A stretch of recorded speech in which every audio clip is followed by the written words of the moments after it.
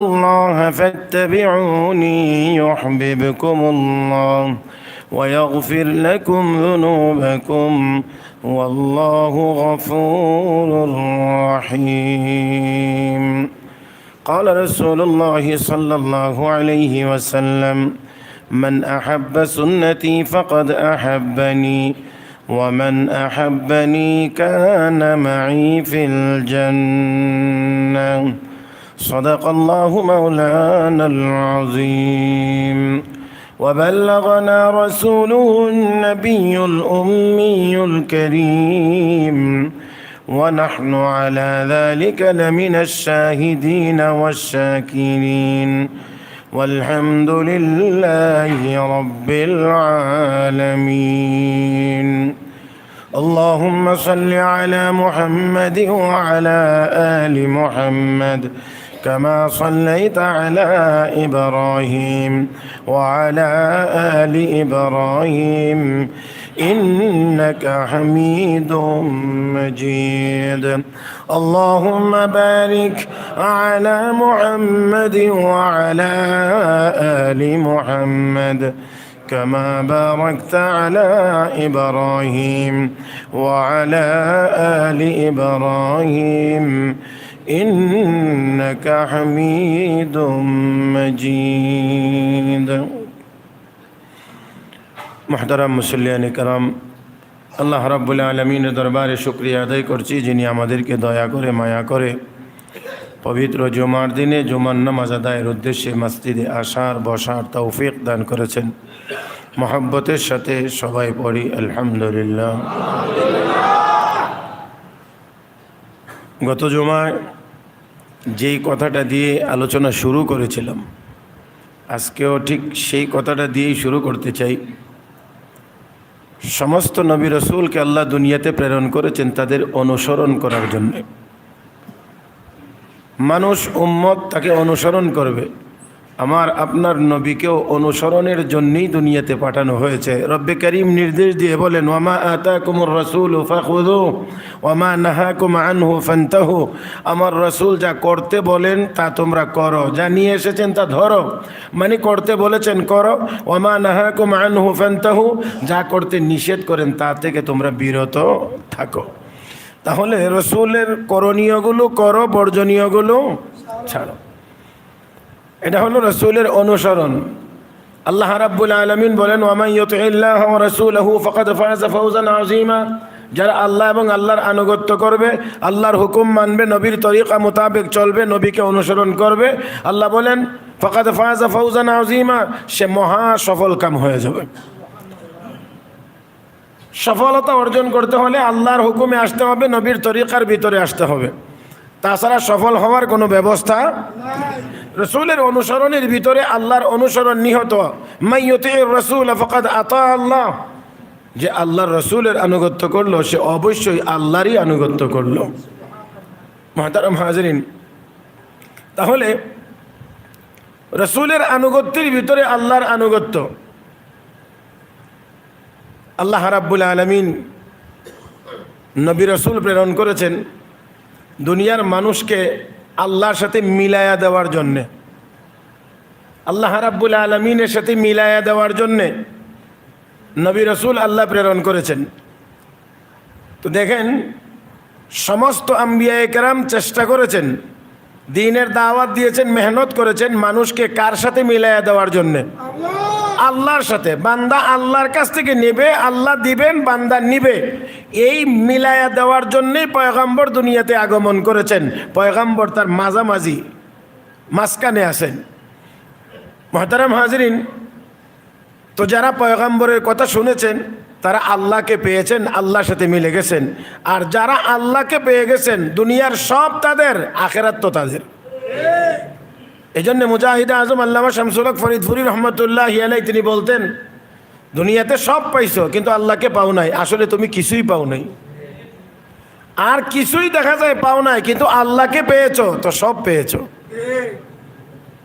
আল্লাহ দেখেন, সৈয়দনা হযরত বেলাল হাবশী রাদিয়াল্লাহু তাআলা আনহু, আপনারা তো এটা একেবারেই সময় আমরা জানি এবং বারবার আলোচনা হয়। নবীর এই সাহাবী কালো ছিলেন না সুন্দর ছিলেন? খুব ধনী ছিলেন না গরিব ছিলেন? খুব নেতা ছিলেন না গোলাম ছিলেন? তাহলে কালো ছিলেন, গোলাম ছিলেন, গরিব ছিলেন, মা বাবা উভয় বংশের দিক থেকে গোলাম, মায়ের বংশের দিক থেকেও গোলাম, বাবার বংশের দিক থেকেও গোলাম।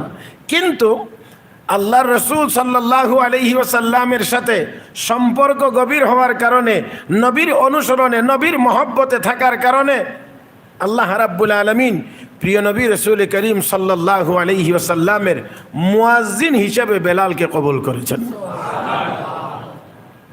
নবী যখন মেরাজে গিয়েছিলেন তখন এই সূরতটাই আল্লাহ জান্নাতে প্রকাশ করে দিয়েছেন। নবী দেখেন, নবী আওয়াজ শুনেন, কে জানি আগে আগে হাঁটছে, জুতার আওয়াজ হচ্ছে।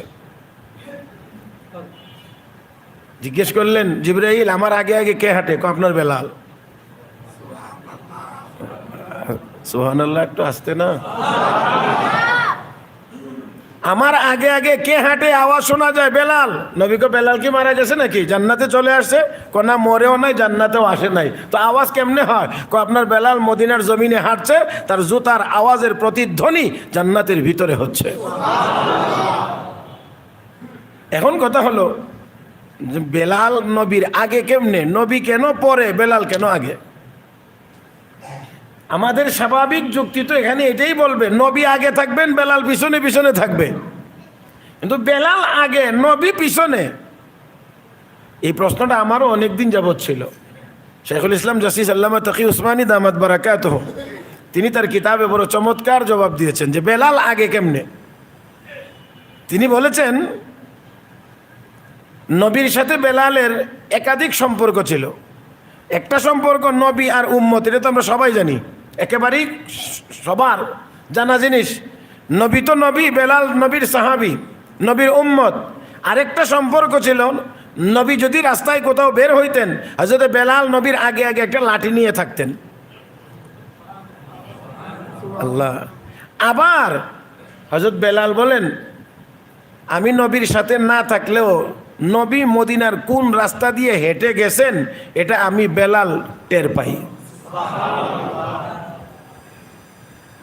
একদিন আল্লাহর নবীকে কিছু সময়ের জন্য পাওয়া যাচ্ছিল না, খোঁজখবর পাওয়া যাচ্ছিল না। সবার মধ্যে একটা আতঙ্ক বিরাজ করতেছে, নবী কোথায়, আল্লাহ রসুল কোথায় গেলেন, কোথায় গেলেন, কোথায় গেলেন, পাওয়া যাচ্ছিল না। হযরত বেলালকে রাখেন, আমি একটু খুঁজে বের করি। হযরত বেলাল বলেন, নবী যেই রাস্তা দিয়ে যাইতেন সেই রাস্তা দিয়ে মেশকে আম্বরের সুঘ্রাণ আমি বেলালের নাকে লাগতো। আমি সেই সূত্র ধরে খুঁজতে খুঁজতে খুঁজতে খুঁজতে খুঁজতে খুঁজতে গিয়ে দেখলাম যে নবীর যাওয়াটা একটা বাগানের ভিতরে গিয়ে শেষ, যেই বাগানের চতুর্দিক দিয়া বাউন্ডারি আছে। আমি অনেক খোঁজাখুঁজি করে একটা জায়গা আমি পাইলাম, যেই জায়গাটা দিয়ে বাগানের ভিতরে ঢোকা যায়। ঢুকে গিয়ে দেখি নবী আল্লাহর দরবারে উম্মতের জন্য কান্নাকাটি করতে আসেন। পরের কথাটা বললাম না, শুধু এখানেই রাখলাম। আল্লাহ রসুল সাল্লাল্লাহু আলাইহি ওয়াসাল্লামের সাহাবী হযরত বেলাল, নবী যেই রাস্তা দিয়ে যাইতেন, যেখানে যাইতেন, বেলাল আগে আগে হাতে লাঠি নিয়ে থাকতেন। আবার একটা সম্পর্ক ছিল, নবী ছিলেন ইমাম, বেলাল ছিলেন মুয়াজ্জিন। সাধারণত মসজিদে ইমাম আগে আসে না মুয়াজ্জিন আগে আসে?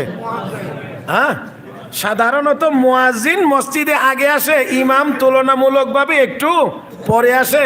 জান্নাতের ভিতরে যে বেলাল আগে নবী পিছনে, এটা বেলালের ইমাম মুয়াজ্জিনের সম্পর্কের নমুনা আল্লাহ জান্নাতে প্রকাশ করেছেন।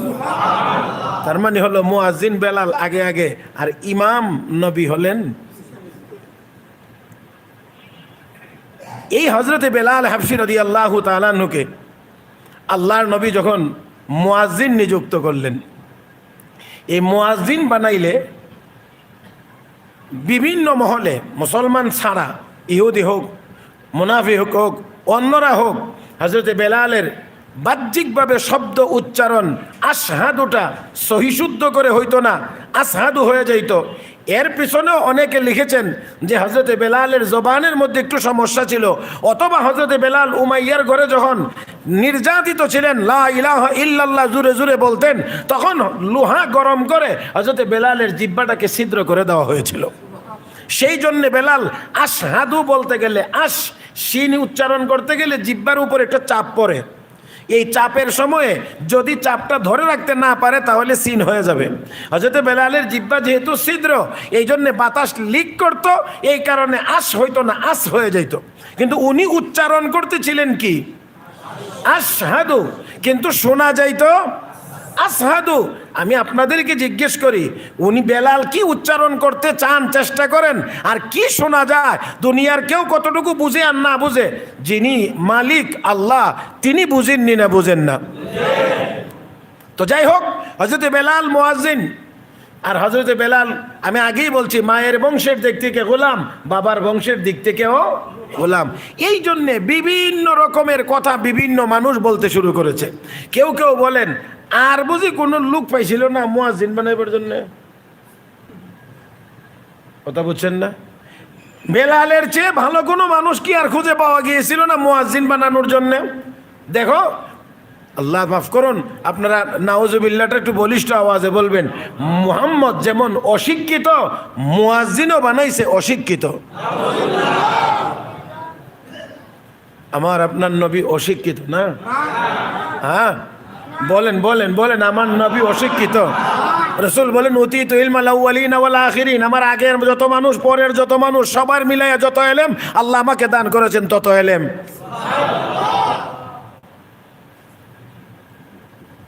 মুহাম্মদ অশিক্ষিত, মুহাম্মদের মুয়াজ্জিনও অশিক্ষিত। নাউজুবিল্লাহ।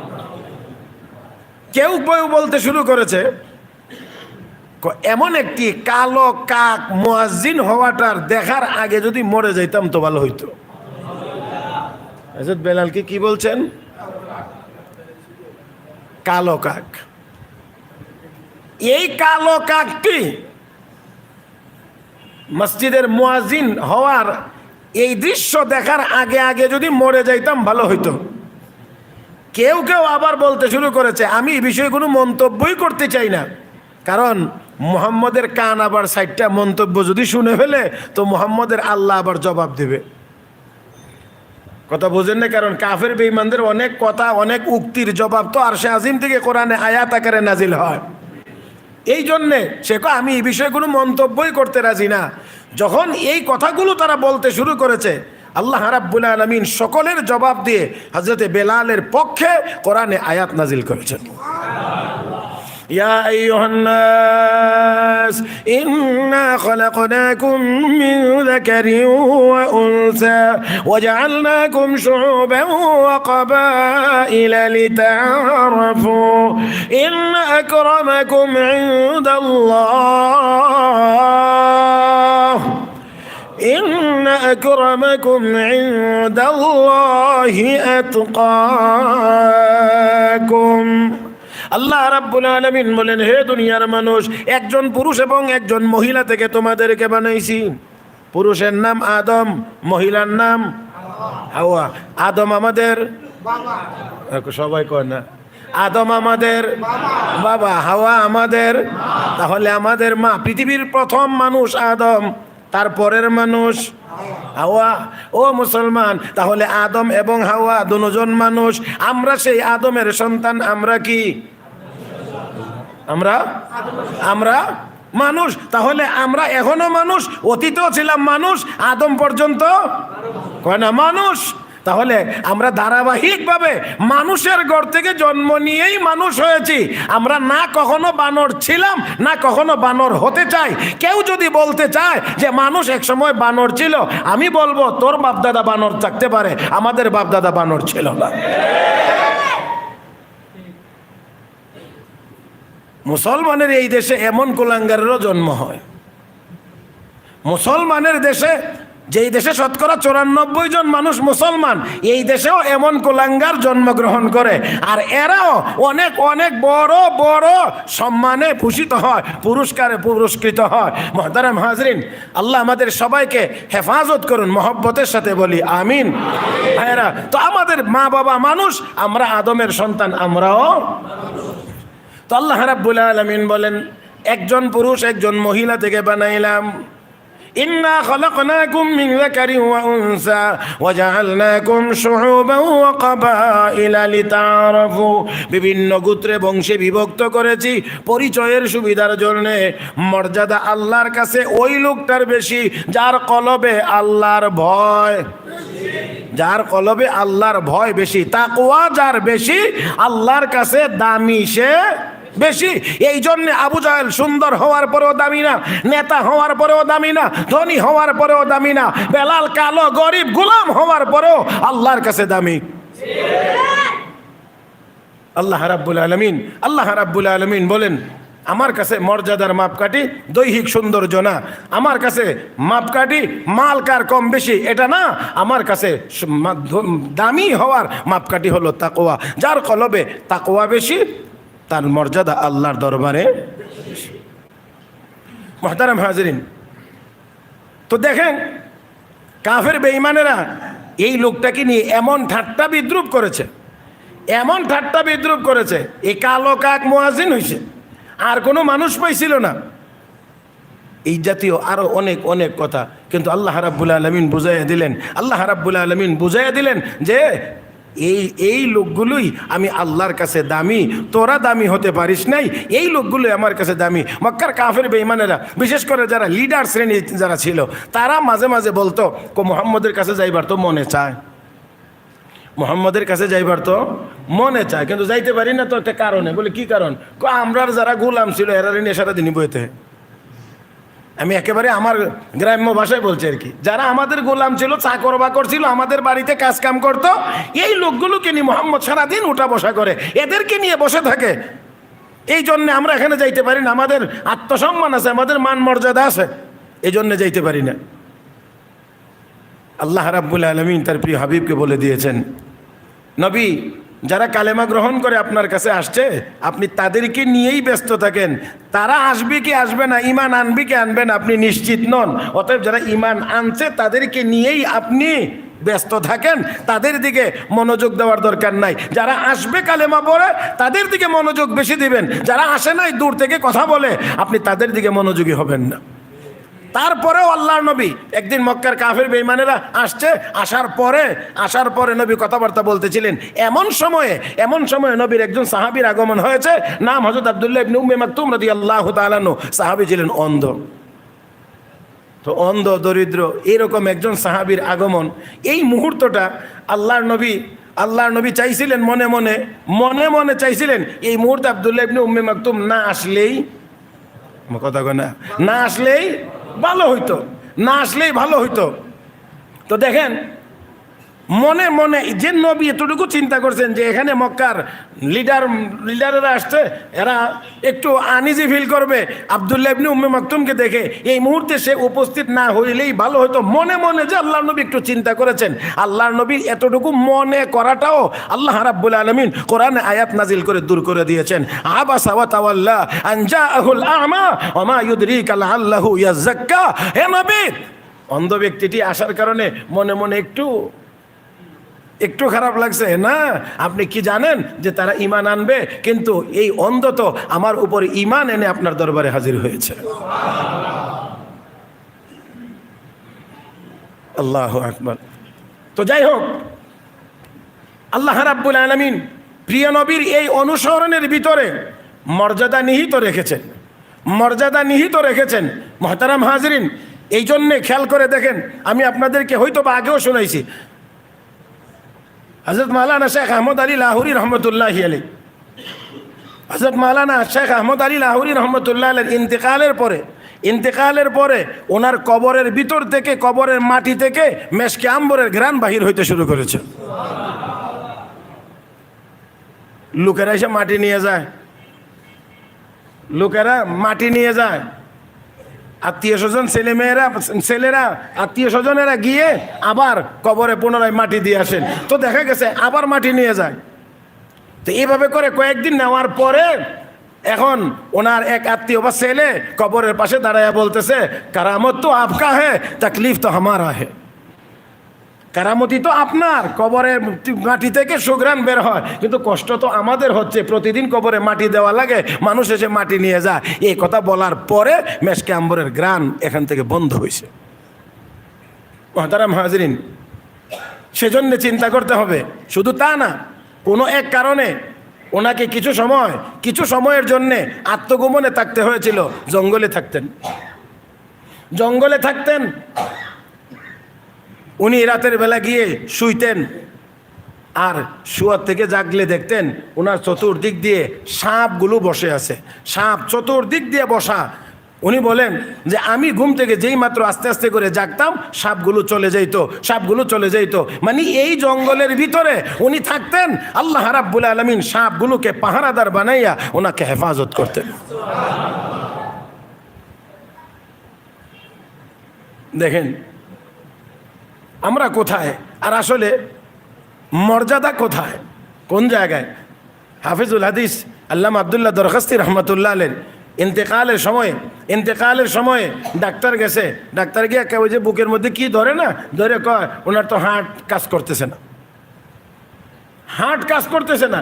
এই কথা বললে হযরত আব্দুল্লাহ দরখাস্তি রহমতুল্লাহ আলাইহি এই মুমূর্ষ অবস্থায় বলতেছেন, বেকুফ, নাদান, মুমিনের হার্ট আবার কেমনে কাজ করে না? তুই শোন, আমি তোরকে বুখারীর হাদিস শোনাইব, সনদ সহ, মতন সহ, আল্লাহর নবীর হাদিস তোকে আমি শোনাইতে আছি। হাদিস আল্লামা আব্দুল্লাহ দরখাস্তি রহমতুল্লাহ আলাইহি এক হাদিস শোনাইলেন, দ্বিতীয় হাদিস শোনাইলেন, তৃতীয় হাদিস শোনাইতে দুনিয়া থেকে বিদায় গ্রহণ করেছেন।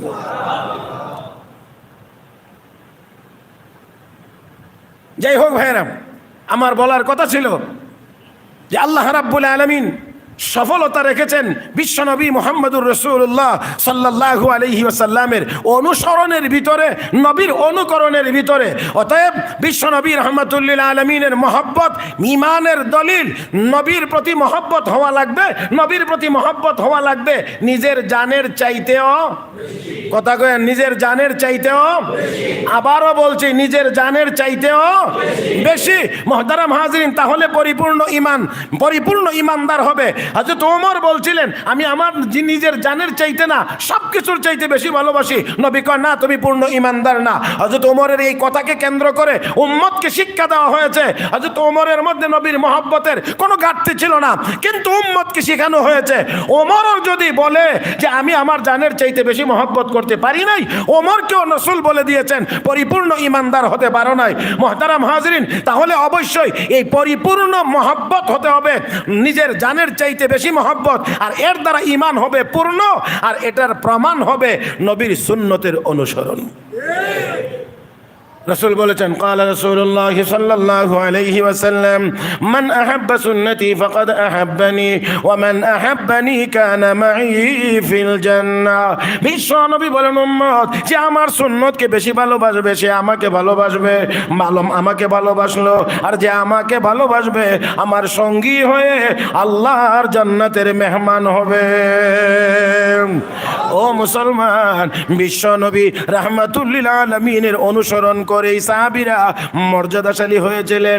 গত জুমায় আমি বলেছিলাম সাহাবীরা নামাজের ভিতরে জুতা খুলে ফেলে দিয়েছেন। নবী জিজ্ঞেস করেন, কেন খুললা? হুজুর আপনি খুলেছেন তাই আমরাও খুলেছি। তার নাম, কথা কনা, তার নাম অনুসরণ। আমরা তো সুবিধা মতো হইলে হয় করি, আর না হইলে নাই। রবিউল আউয়াল চাঁদ উঠলে অনেকের জিলাপি খাওয়ার ভালো সুবিধা হয়, কথা কয় না। আরে রবিউল আউয়াল চাঁদকে ব্যবহার করে জিলাপি খাওয়ার মতো লোকের অভাব হয় না। এই দেশে অনেক মানুষ আছে, এই রবিউল আউয়াল চাঁদ উঠলে কি পরিমাণ জিলাপি খায় এর কোনো হিসাব নাই। কিন্তু যদি তাকান, তাহলে তাকাইলে দেখবেন মাশাআল্লাহ চেহারার মধ্যে দাড়ি পরিষ্কার, মাথায় টুপি নাই। শুধু এটা না, এমনকি নামাজ নাই, রোজা নাই, আরো অন্যান্য ইবাদত বন্দেগী নাই, কিন্তু নবীর নাম ব্যবহার করে নবীর জন্মদিন উপলক্ষে জিলাপি খাওয়ার ধুম পড়ে। সাহাবায়ে কেরাম রিদওয়ানুল্লাহি তাআলা আলাইহিম আজমাইন এইগুলোর উপরে চিন্তা করতেন না। চিন্তা করতেন নবী যে তাহাজ্জুদ পড়েন, নবী সাওমে বিসাল ধারাবাহিক রোজা 40 দিন পর্যন্ত রাসূল রোজা রাখতেন। সাহাবায়ে কেরাম দেখে কেউ রোজা রাখা শুরু করেছেন 40 দিনে, একেবারে কিছু না খেয়ে। এখন অবস্থা কোথায় গিয়ে দাঁড়াইতেছে? তো নবীজিকে কি ব্যাপার? হুজুর আপনার দেখা দেখি তো রোজা আমরা রাখছি না খেয়ে। এটা কি তোমাদের জন্য অনুসরণের বিষয়? এটা আমি নবীর স্পেশালিটি, এটা আমার বৈশিষ্ট্য। আমার আল্লাহ আমাকে খাওয়ান, আমার আল্লাহ আমাকে পান করান। অতএব এই সওমে বেসাল তোমাদের জন্য না, এই ধারাবাহিক 40 দিন না খায় রোজা রাখা এটা তোমাদের জন্য না, এটা আমার জন্য, এটা আমার জন্য।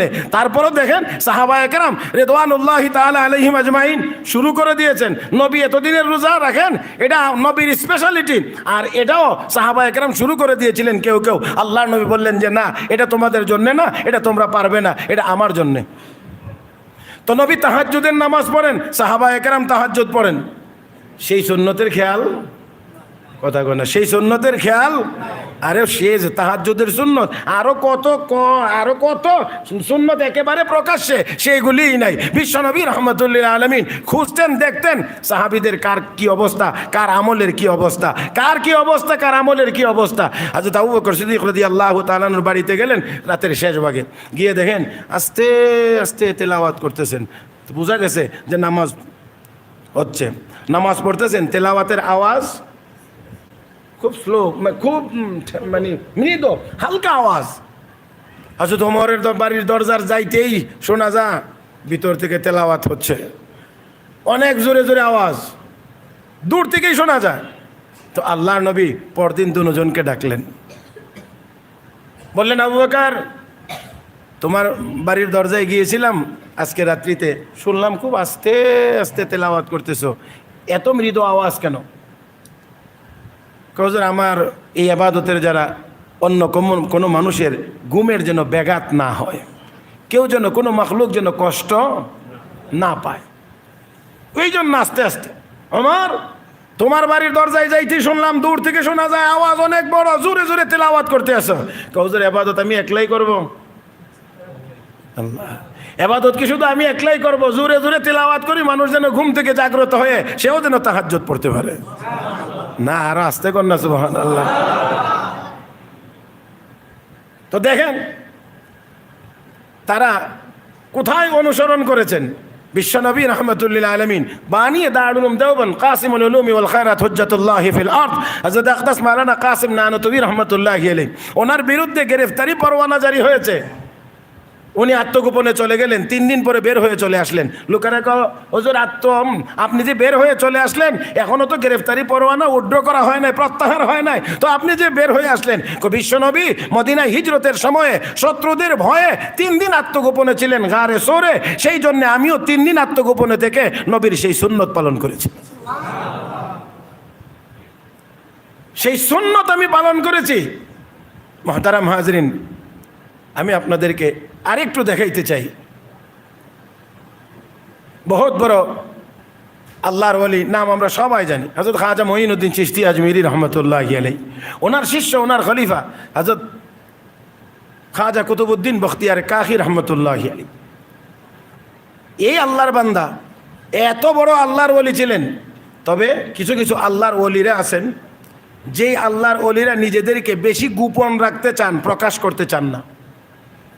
বহু এরকম আল্লাহর ওলি আছেন যারা নিজেকে একেবারেই গোপন করতে চান, একেবারেই। ওনারা বলতেন যে এই জীবনটাই সবচেয়ে বেশি আরামের জীবন। হযরত খাজা কুতুবউদ্দিন বখতিয়ার কাকি রহমতুল্লাহি আলাইহি, উনি ওনার ইন্তেকালের আগে বললেন, আমার জানাজার নামাজ পড়াইতে হলে 4টা গুণ থাকতে হবে, তার মধ্যে এই লোকটা আমার জানাজার ইমামতি করতে পারবে। খুব সহজ 4টা শর্ত, শুনবেন খেয়াল করে। এক নাম্বার, যেই লোকটি সাবালক হওয়ার পরে কোনো দিন, কি হওয়ার পরে? মাশাআল্লাহ, এই শব্দটা খেয়াল করে রাখেন আর কি। সাবালক হওয়ার পরে কোনো দিন আসরের 4 রাকাত সুন্নত ছাড়ে নাই। কোন নামাজের? আমরা বললে তো এটা সুন্নতে জায়েদা বা নফল, না পড়লে কোনো গুনাহ কি, না পড়লে কোনো গুনাহ নেই। মুহতারাম হাজরিন, হ্যাঁ এটা নবীর সুন্নত। বাকি যদিও সুন্নতে মুআক্কাদা না, তারপরেও দেখেন তারা কতটুকু অনুসরণ করেছেন, আর এই অনুসরণে আল্লাহর দরবারে কত দামি হয়েছেন। মুহতারাম হাজরিন, তিনি বললেন যেই ব্যক্তি সাবালক হওয়ার পরে কোনো দিন আসরের 4 রাকাত সুন্নত ছাড়ে নাই, এমন ব্যক্তি আমার জানাজার ইমামতি করবে। 2 নাম্বার, যেই ব্যক্তি সাবালক হওয়ার পরে কোনো দিন তার তাকবীরে উলা ছুটে নাই, তাকবীরে উলা ছুটে নাই আর জামাত ছুটে নাই, 2টা কথা এক না। তাকবীরে উলা হলো ইমাম সাহেব ইকামতের পরে তাকবীরে তাহরিমার পরে সানা শেষ করে সূরা ফাতিহা তেলাওয়াত আরম্ভ করার আগে আগে যদি কেউ জামাতে শরীক হতে পারে তাহলে সে তাকবীরে উলা পাইল। এটা হলো তাকবীরে উলার সীমানা। সূরা ফাতিহা শুরু তেলাওয়াত শুরু হওয়ার আগে যেই টাইমটা, এই টাইমের ভিতরে যদি কেউ জামাতে শরীক হতে পারে তাহলে সে তাকবীরে উলার সাথে জামাত আদায় করতে পারলো, নামাজ আদায় করতে পারলো। মুহতারাম হাজরিন, তিনি বলেন সাবালক হওয়ার পরে কোনোদিন যেই ব্যক্তি এই তাকবীরে উলা ছোটে নাই এমন ব্যক্তি আমার জানাজার ইমামতি করবে। আল্লাহ। 3 নাম্বার, যেই ব্যক্তি সাবালক হওয়ার পরে কোনো দিন তাহাজ্জুদের নামাজ কাজা হয় নাই। কয়টা হয়েছে? 4 নাম্বার, যেই ব্যক্তি সাবালক হওয়ার পরে কোনোদিন ইচ্ছাকৃতভাবে কোনো বেগানা মহিলার চেহারা দেখেন নাই। খুব সহজ না? আল্লাহ, আস্তে গন্দি, খুব সহজ না? জীবনে কোনোদিন সাবালক হওয়ার পরে আসরের 4 রাকাত সুন্নত ছুটে নাই। সুবহানাল্লাহ। ফরজ নামাজ কত ছুটছে হিসাব নাই। অনেকের নামাজের কথা বললে হুজুর এখন রাখেন না, পড়ুন তো, বলছি তো পড়ব, নামাজ পড়বো তো, মানে কবে যে পড়বে আল্লাহ ভালো জানেন। তো যাক, কারো কারো কথাবার্তা শুনলে তো বোঝা যায় আজরাইলের সাথে তার একটা চুক্তি টুক্তি আছে, মানে মোটামুটি ভাবে সে জানে যে কতদিন পরে মরবে, এই জন্য রাখেন হুজুর চিন্তা করে নামাজ পড়ব। তো দেখেন, এবার সাবালক হওয়ার পরে আসরের 4 রাকাত সুন্নত ফরজ নামাজই ঠিক মতো পড়ি না। তাকবীরে উলা জীবনে কোনোদিন ছুটে নাই, তাহাজ্জুদ কোনোদিন কাজা হয় নাই, ইচ্ছাকৃতভাবে কোনো বেগানা মহিলাকে দেখেন নাই।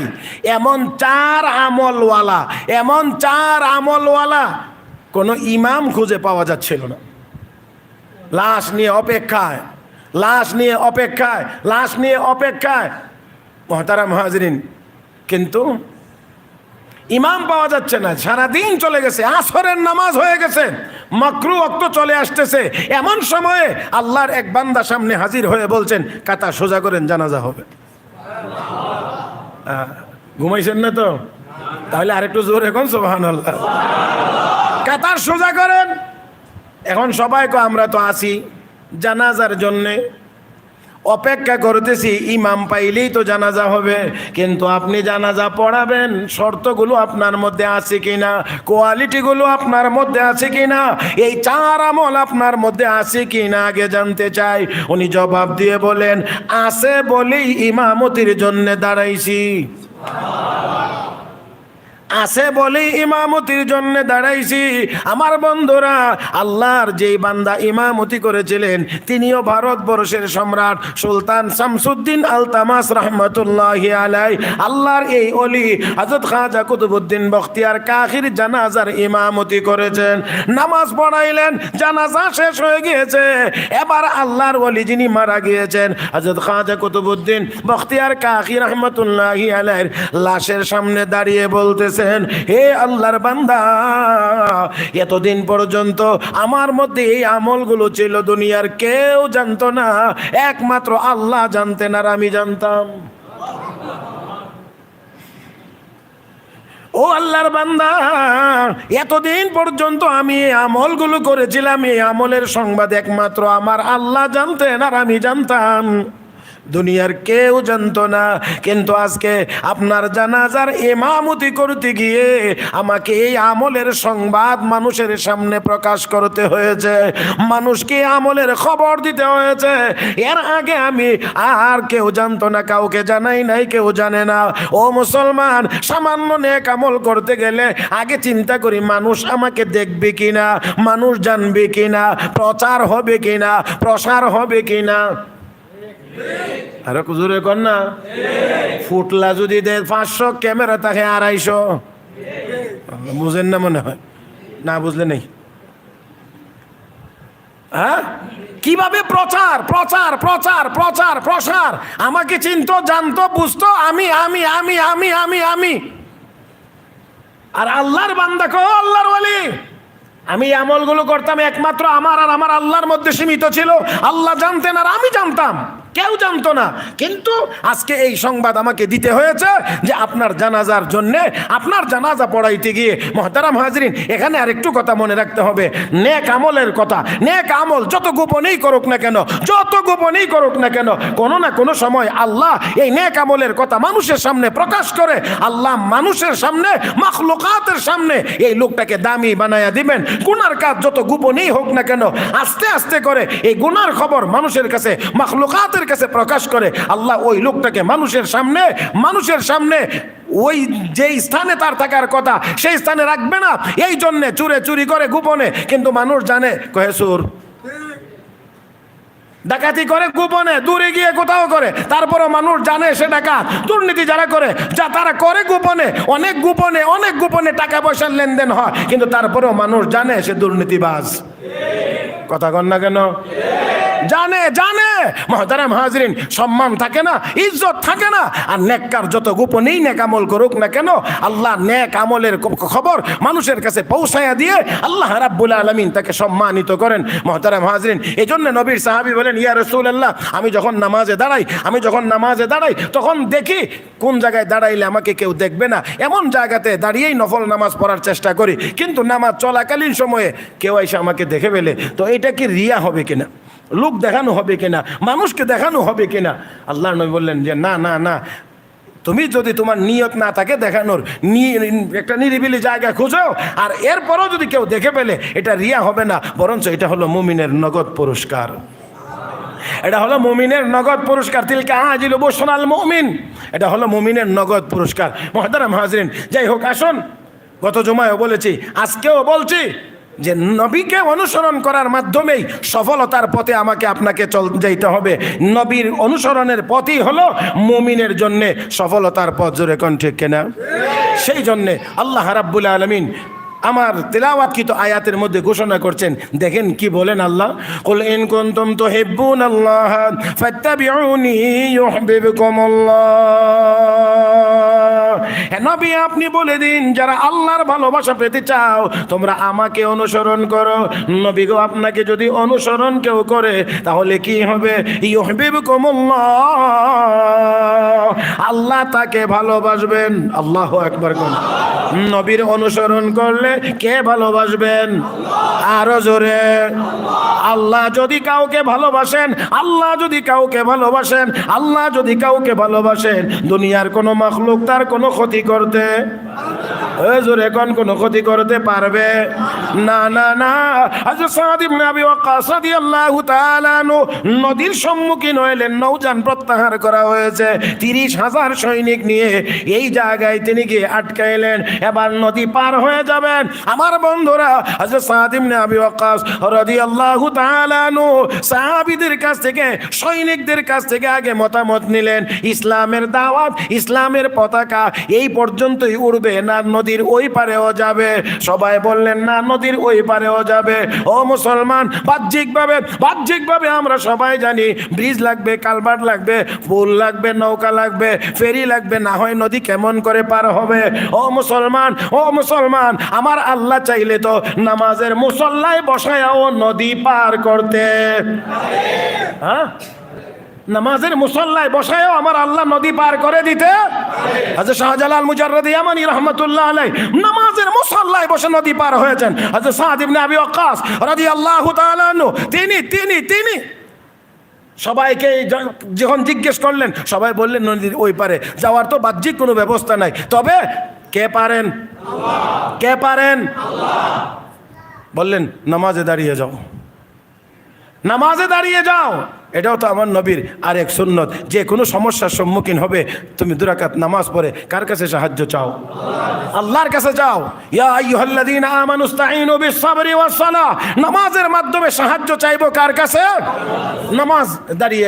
নামাজে দাঁড়িয়ে গেলেন আল্লাহ রাব্বুল আলামিনের দরবারে নামাজ শেষে দোয়া করতে লাগলেন। ও মুসলমান, হযরত সাদ ইবনে আবি ওয়াক্কাস রাদিয়াল্লাহু তাআলা আনহু নবীর এত প্রিয় সাহাবী, নবীর পক্ষ হয়ে উহুদের যুদ্ধে একা 1000 তীর কাফেরদের দিকে মারছেন। আল্লাহর নবী শুনে বললেন, হে সাদ, দুনিয়ার সব মানুষ তাদের মা বাবাকে আমার কদমে কোরবানি দেয়, আর আমি বিশ্ব নবী আমার মা বাবাকে তোর কদমে কোরবানি দিলাম তোর এই বীরত্বের জন্য। আল্লাহ শুধু আপনারা শুনে সুবহানাল্লাহ উদ্দুরই বললেন। আর একটু বলি, আজকে এইখানে মিম্বরে আসার আগে বুখারী শরীফ একটু পড়তেছিলাম, কারণ আমি তো আলহামদুলিল্লাহ আপনাদের দোয়া একটু পড়াইতে গেলে আগে নিজের পড়ে যাওয়া লাগে। তো এখানে পড়ে থেকে আজকে যে হাদিসগুলো পড়াবো আশা করি এর ভিতরে এটা পড়বে। আজকে এই হাদিসের ভিতরে আল্লাহ রসুলের জন্য একবার রেশমের কতটুকু কাপড় আসছে নবীর জন্য হাদিয়া। সাহাবায়ে কেরাম দেখতেছেন একের পর এক, মানে একজনের হাত থেকে আরেকজনের দেখে সৌন্দর্য এবং নম্রতা দেখে সাহাবায়ে কেরাম খুব বেশি বিস্মিত হচ্ছেন। এত নরম, এত মোলায়েম, এত সুন্দর এই কাপড়ের টুকরাটা। বিশ্বনবী এই কাপড়ের টুকরা দেখে সাহাবীদের এই হালত দেখে বলতে আছেন, সাহাবীরা তোমাদের কাছে এই কাপড়ের টুকরাটা দেখে খুব বেশি আশ্চর্য লাগতেছে? বলে জি হ্যাঁ ইয়া রাসূলুল্লাহ। আল্লাহ রাসূল তখন বললেন লামানাদিলু সাদিন ফিল জান্নাতি খায়রুম মিনহা। আল্লাহর নবী বলেন শোনো এ সাহাবীরা শোনো, আমার সাদকে জান্নাতের ভিতরে যে রুমালটা দেওয়া হবে এই রুমালটাই রেশমি কাপড়ের চেয়ে অবশ্যই বেশি দামি হবে। বিশ্বনবী রাহমাতুল্লিল আলামিনের এই সাহাবী নামাজে দাঁড়িয়ে গেলেন, নামাজ পড়ে এবার আল্লাহর কাছে সাহায্য চাইলেন। এটাও আমার নবীর অনুসরণ। হ্যাঁ, আল্লাহর নবী এমন কি আল্লাহর নবী বলেছেন জুতার ফিতার দরকার, জুতার ফিতা ছিঁড়ে গেছে, এটার প্রয়োজন, এমন সমস্যার জন্যও তোমরা আল্লাহর কাছে সাহায্য চাও। এটা হলো আমার নবীর সুন্নাহ। মুহতারাম হাজিরিন, নবীর অনুসরণে সাদ ইবনে আবি ওয়াক্কাস নামাজ দাঁড়াইলেন, 2 রাকাত নামাজ পড়লেন, অতঃপর সবাইকে নিয়ে হাত তুলে দোয়া করেন, চোখের পানি ছেড়ে কান্দেন, মালিক নদী পার হওয়ার কোনো ব্যবস্থা আমাদের কাছে নাই, তবে তোমার কাছে আছে। আল্লাহ আস্তে কন্দে, আমাদের কাছে কোনো ব্যবস্থা নাই, তবে তোমার কাছে আছে, তোমার কাছে আছে। আল্লাহ আমরা চাই নদীর ওই পারে যাইতে। হযরত সাদ ইবনে আবি ওয়াক্কাস রাদিয়াল্লাহু তাআলা আনহু এবার তিনি আগে বাকিরা পিছনে, রাতের অন্ধকারে দাজলা নদীতে ঝাঁপ দিবেন, যুদ্ধের ঘোড়া নিয়ে নদীতে ঝাঁপ দিবেন। সাদ ইবনে আবি ওয়াক্কাস সহ তিনি সবার আগে, তিনি সেনাপতি, তিনি আগে, সকল সৈনিকেরা পিছনে। মুহতারাম হাজিরিন, 30,000 সৈনিক যুদ্ধের ঘোড়া খরস্রোতা দাজলা নদীতে নামিয়ে দিলেন। যুদ্ধের ঘোড়া সাঁতার কাটে না, পাকা রাস্তার উপর দিয়ে দৌড়াইতে আছে, কটকট শব্দ করে দৌড়ায়। মুসলমান নদী পার হইতে গিয়ে ওই পারে যখন গিয়েছে, ওই কুলে গিয়ে এবার নদীর পার হয়ে মাটিতে গিয়ে এবার অবতরণ করবে। ওই দিকের জালিমেরা তাকায় দেখে আর কয় এগুলো মানুষ না রে, নিশ্চয়ই কোনো সামুদ্রিক দেবদানব হবে, না হয় মানুষ হলে আবার যুদ্ধের ঘোড়া নদীর পানির উপর দিয়ে কেমন করে দৌড়া, মানুষ না কোনো দেবদানব হবে, আস্তে আস্তে গিলে ফেলবে, তাড়াতাড়ি ভাগ। ময়দান ছেড়ে পরিষ্কার। মুসলমান নদী পার হওয়ার সাথে সাথেই আল্লাহ তাদের গলায় বিজয়ের মালা পরাইয়া দিয়েছেন।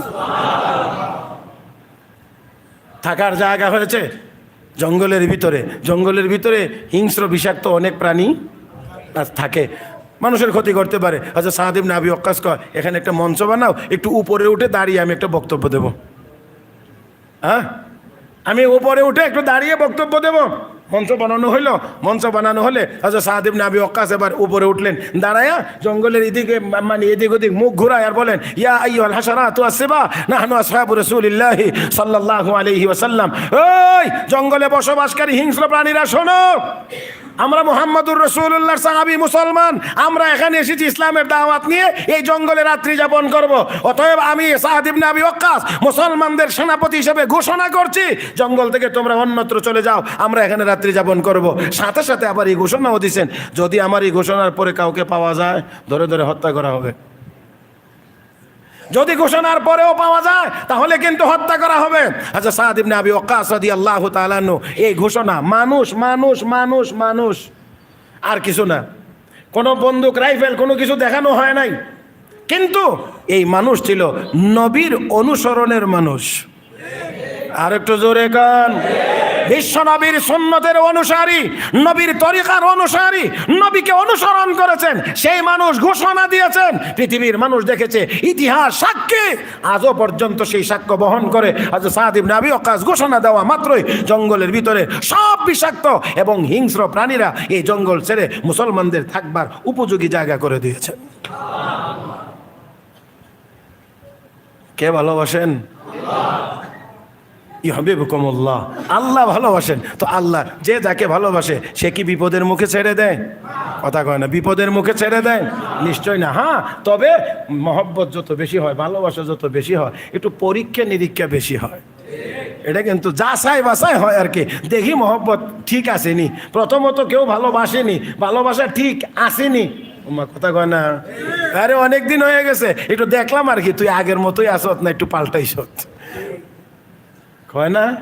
বন্ধু বান্ধবরা কয় না, ঘরে দোস্ত একটু টেস্ট করে দেখলাম তুই আগের মতোই আসত নাকি হ্যাঁ পরিবর্তন হয়ে গেছে এরকম। তো আমার আল্লাহ একটু মাঝে মাঝে দেখেন যে আমরা আসলে আল্লাহকে মহব্বত কতটুকু করি, আসি না নাই। আল্লাহ আমাদের সবাইকে প্রিয় নবীর অনুসরণের মাধ্যমে আল্লাহর প্রিয় হওয়ার তৌফিক দান করুন, সবাই বলি আমিন। আরো জোরে কেন আমিন। বিকল্প নাই মহতারাম হাজরিন। তাই আসুন বলছি, সাহাবায়ে কেরাম নবীকে অনুসরণ